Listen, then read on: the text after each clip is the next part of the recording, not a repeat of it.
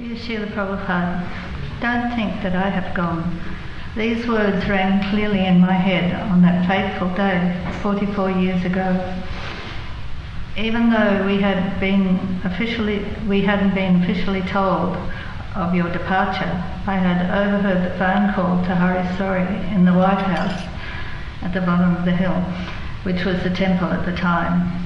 I went outside and sat on the grass, bewildered as to what would happen to ISKCON now.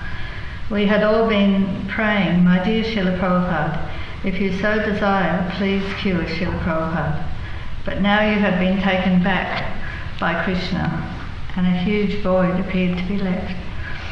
But Srila Prabhupada, you mercifully told me that you were still close to us, even though not physically.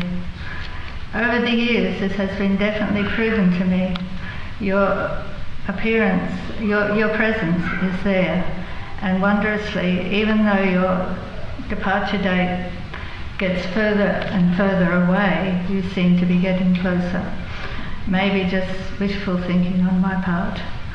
But one thing is for sure, Srila Prabhupada, is that you will be there for all of us. We just have to make that our sincere desire.